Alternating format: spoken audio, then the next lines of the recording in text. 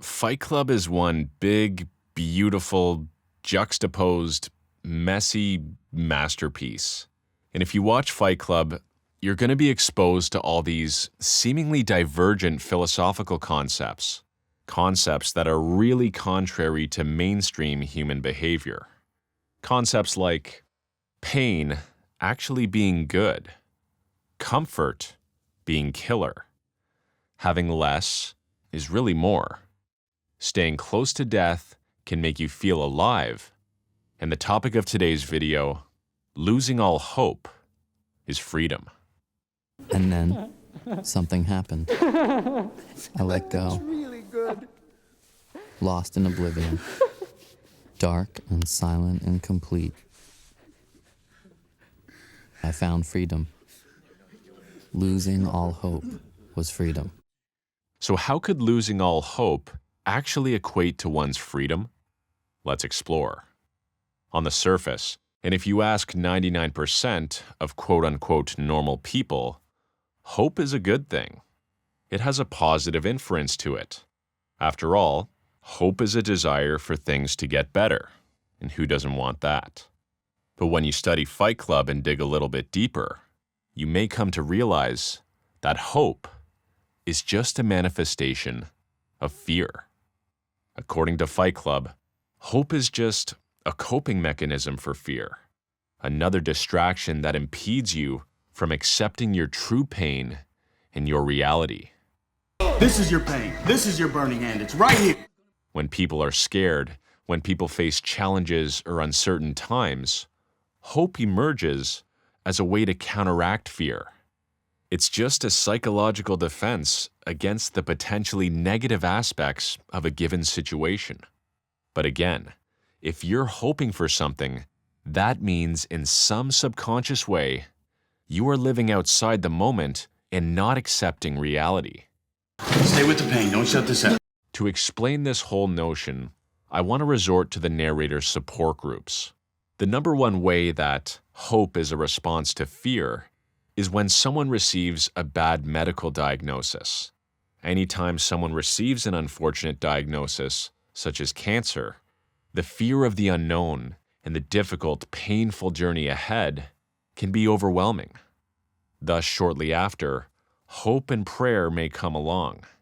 Now let me introduce you to someone who has ditched hope altogether, our friend Chloe. Consider Chloe's situation. Chloe's a terminally ill cancer patient. Chloe knows she is going to die, but unlike most people, Chloe's not clinging on to any hope or fear. I no longer have any fear of death. Rather, she has let go and accepted her situation. With hope out the window and through fully accepting her situation, that gives her a certain freedom.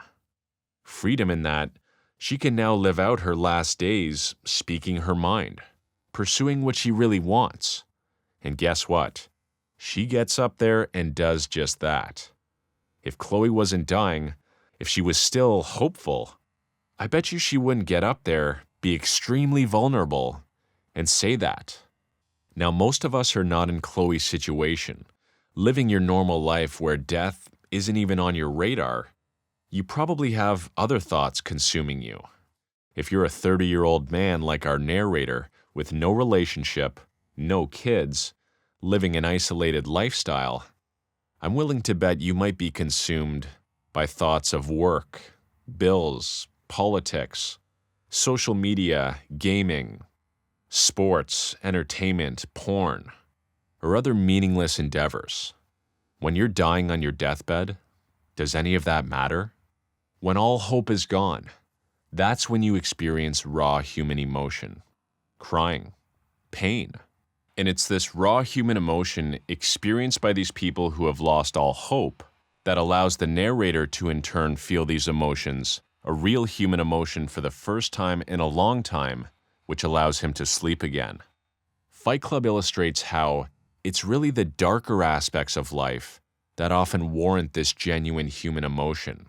And that's why, again, the people of Fight Club are staying close to death to feel alive, to feel these emotions. When death is close by, you don't care about your BMW or your shift at work on Monday. If death is close by, and like Chloe, you've accepted your fate, you might even become euphoric. You might be calm and free in the face of death. Suddenly you become euphoric, docile. You accept your fate. Calm as Hindu cows. Now I'm going to say something here that's very uncomfortable, but I need you to hear it. Just because you're not Chloe right now, one day you will be.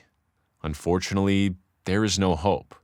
We're all going down like the Titanic and slowly falling apart like the Mona Lisa. Like Chloe, you need to forget hope and accept and know that you're going to die. First you have to know, not fear. Know that someday you're gonna die. Only after you've fully accepted that and know this will you pursue your life more freely, to put yourself in vulnerable situations so you can grow. So I've been begging you to do this many times, but I'm saying it again. Start that business. Approach that girl. Get that gym membership. Make that speech. Forgo comfort and test yourself. Create your life's bucket list and go do it. Too many of us are living just like our narrator. At the start of the movie, the narrator has a false sense of permanence, an illusion of immortality. He has no semblance of death. For him, death is just a number in an equation at work. For a lot of us, death is just something we hear about on the news. Death in the modern world has been dehumanized and desensitized. And it's only when the narrator sought out real death through these support groups that he could sleep again. Every night at the support groups, our narrator gets nice and cozy with death, cozy with people who have lost hope, and thus finds his sense of freedom. Every evening I died, and every evening I was born again. Now, I'm rambling here, but I want to mention one more danger of relying on hope in general. Hope can actually be an illusion that keeps people from taking action. For example, I can sit around all day and hope for big arms and a six-pack, but no matter how hard I hope for any of this, it's only action, pain, and sacrifice that's going to get me that result. Hey, thank you for watching. Let me know what you think down in the comments below, and I'll see you next time.